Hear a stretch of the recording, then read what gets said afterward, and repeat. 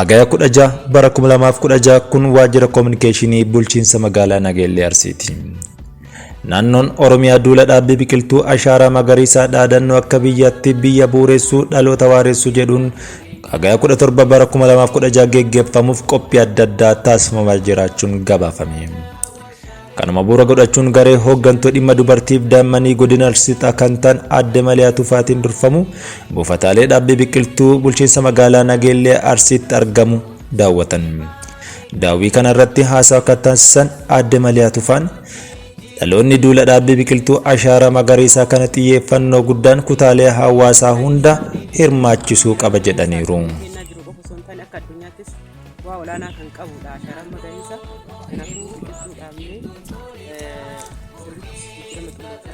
Ana qofa miti carbon tradiidhaan qilleensa illee gurgurachuun ni danda'ama jechuudha. Jijjiirama qilleensaa kun yoo jira kunis miidhagummaa keenya dabaluuf faayidaa qaba. Dabalataan immoo qilleensa nyaataaf carbon trade irratti hojii guddaan akka godina keenyaatti hojjetamaa jirudha. Hojii akka hojjetu qaamni guutuu hawaasaa hundumtuu sirriitti hojjechuu qaba. Keessattuu immoo dubartoonni caalmatti hojii kunuunsuus ta'ee dhaabuu irratti hirmaachuu danda'u haala biraatti kan jedhu qaba waan ta'eef.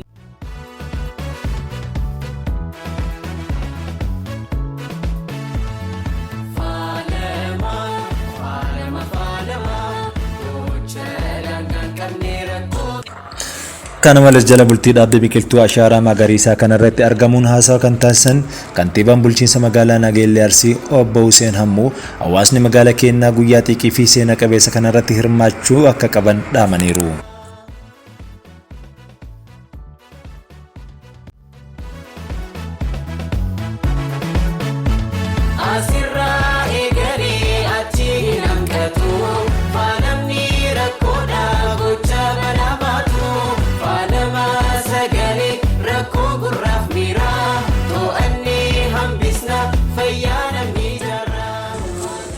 Dabalataanis itti gaafatama waajjira abbaa taa'ee eegumsa naannoo fi jijjiirama qilleensaa kan ta'an Obbo Aliyyii Waataa sagantaa duula dhaabbii biqiltuu ashaaraa magariisaa akka bulchiinsa magaalaa Nageellee Arsiitti karooraan hanga biqiltuu miiliyoona 6 dhaabuuf karoorfame keessaa guyyaa ashaaraa magariisaa sababeeffachuun hagaya 17 bara 2016 biqiltuu gosa adda addaa 100 ol dhaabuuf karoorfame akka jiru kaasaniiru.